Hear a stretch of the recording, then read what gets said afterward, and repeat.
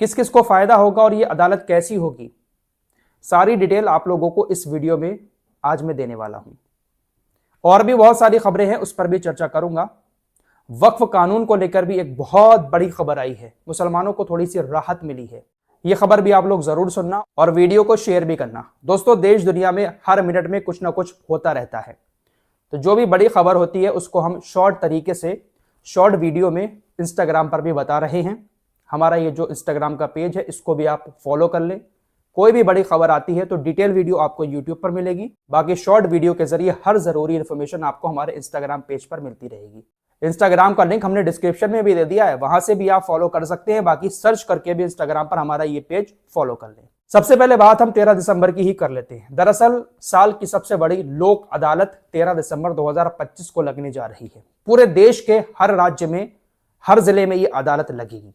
अब ये अदालत होती क्या है? दरअसल लोक अदालत एक ऐसी अदालत है जिस अदालत में कुछ ऐसे मामलों पर सुनवाई की जाती है जो मामले काफी टाइम से फंसे हुए होते हैं। यह अदालत देश के हर एक जिले में लगती है। जो डिस्ट्रिक्ट कोर्ट होता है उसमें जाना होता है उस जिले के लोगों को, और उनके जो मामले होते हैं वो वहां पर सुलझाए जाते हैं। सुबह 10 बजे से शाम 5 बजे तक का इस कोर्ट का वक्त होता है। दरअसल इस लोक अदालत में आपकी गाड़ी पर कोई भी चालान है, चाहे आपका 2 व्हीलर हो, चाहे 4 व्हीलर हो, या कोई बड़ा ट्रक हो, कोई भी चालान चाहे 1000 रुपए का हो, चाहे वो 1 लाख रुपए का, उसको लेकर अदालत में सेटलमेंट किया जाता है। सब कुछ माफ नहीं होता है कि अगर 1 लाख का चालान है तो पूरा का पूरा माफ हो जाए।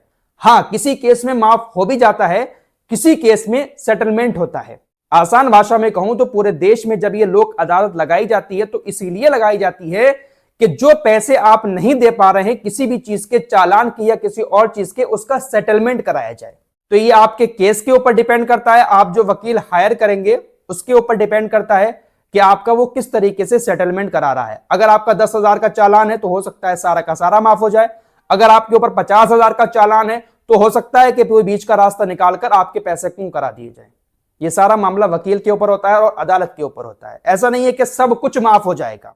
इसी तरीके से अगर आप बिजली चोरी करते हुए पकड़े गए, आपके ऊपर मुकदमा हो गया है और बिल भी बहुत ज्यादा बकाया है, अब जब मुकदमा हो जाता है तो मामला कोर्ट में पहुंच जाता है, तो ऐसे मामलों को भी वहां पर सुलझाया जाता है, वहां पर सेटलमेंट कराया जाता है। हो सकता है आपका सारा बिजली का बिल माफ कर दिया जाए, आपको बरी कर दिया जाए, और हो सकता है कि आपको सेटलमेंट के जरिए कुछ अमाउंट देना पड़े। ऐसे ही मामला आता है बैंक का। बहुत सारे लोग ऐसे होते हैं जो बैंक से लोन लेने के बाद लोन चुका नहीं पाते हैं। कुछ लोगों के सामने ऐसी परेशानियां आ जाती है कि बैंक चाहे कितनी भी कोशिश कर ले लेकिन वो लोग लोन नहीं दे पाते हैं। तो जब ये लोक अदालत लगती है तो बैंक ऐसे लोगों से फिर सेटलमेंट करती है। बैंक ने किसी शख्स को लोन दिया होता है और वो बहुत टाइम से लोन वापस नहीं कर रहा है, तो बैंक लोक अदालत लगने के बाद उस बंदे को एक नोटिस भेजती है। नोटिस में ज्यादा कुछ नहीं होता है, नोटिस में बस यही होता है कि आप लोक अदालत में आए और हम वहां पर सेटलमेंट करेंगे। तो बैंक एक नोटिस भेजेगा, उस नोटिस को लेकर और अपने सारे कागजात लेकर ऐसे लोग लोक अदालत में जा सकते हैं। हो सकता है कि सारा का सारा लोन वहां पर माफ कर दिया जाए, या हो सकता है कोई बीच का रास्ता निकालकर बैंक के बीच और लोन लेने वाले के बीच सेटलमेंट करा दिया जाए।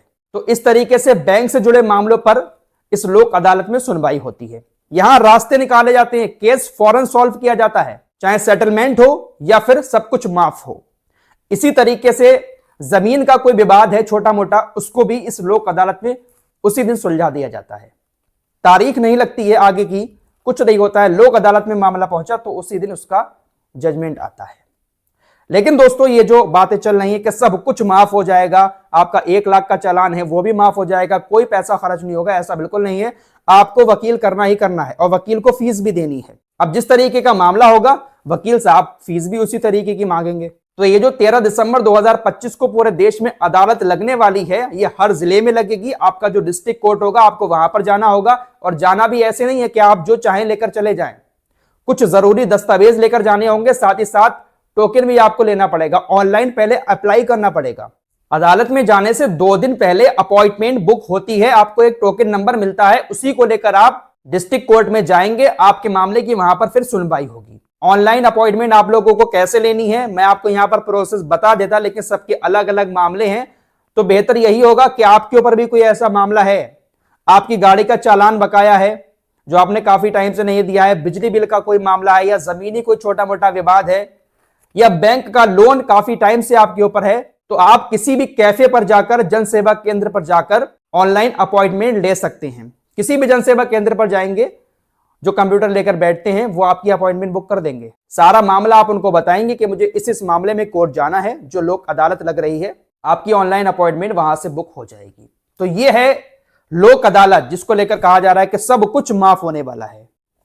अब वक्फ बोर्ड की बात कर लेते हैं। कल ही मैंने आपको खबर दी थी कि उम्मीद पोर्टल पर कि सुप्रीम कोर्ट की तरफ से एक आदेश जारी किया गया था 6 महीना पहले कि 5 दिसंबर 2025 तक जो भी वक्फ की जमीनें हैं, जो भी प्रॉपर्टी हैं, उसको आप उम्मीद पोर्टल पर रजिस्टर कर दें।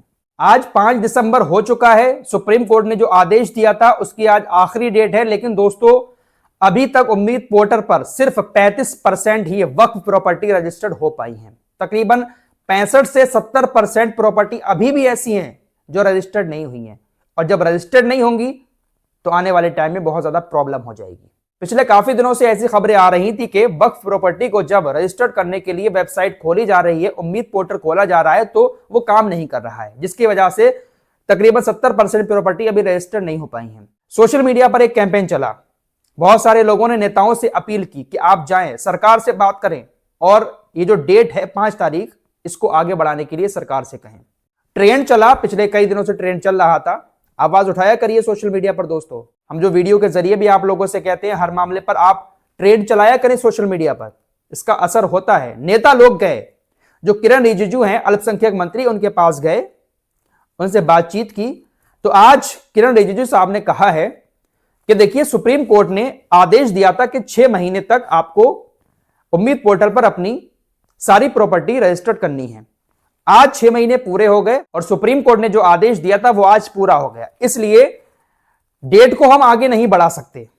हम ये नहीं कह सकते कि 3 महीने या 6 महीने हम डेट आगे बढ़ा रहे हैं, आप आराम से रजिस्टर करें। हालांकि केंद्रीय अल्पसंख्यक मंत्री किरण रिजिजू ने यह जरूर कहा कि आने वाले 3 महीनों के अंदर अंदर जिन लोगों ने कोशिश की थी, आप अपनी वक्फ प्रॉपर्टी को उम्मीद पोर्टल पर रजिस्टर कर सकते हैं। इसके लिए हम आपके ऊपर कोई कार्रवाई नहीं करेंगे, आपसे किसी तरह का कोई जुर्माना नहीं लेंगे। केंद्रीय मंत्री किरण रिजिजू ने कहा कि हम डेट को आगे नहीं बढ़ाएंगे, क्योंकि सुप्रीम कोर्ट ने कह दिया था कि बस ये 6 महीने हैं। सुप्रीम कोर्ट डेट बढ़ा सकता था, हम डेट नहीं बढ़ाएंगे, लेकिन ट्रिब्यूनल कोर्ट से बात बन सकती है। इसलिए 3 महीने का वक्त है।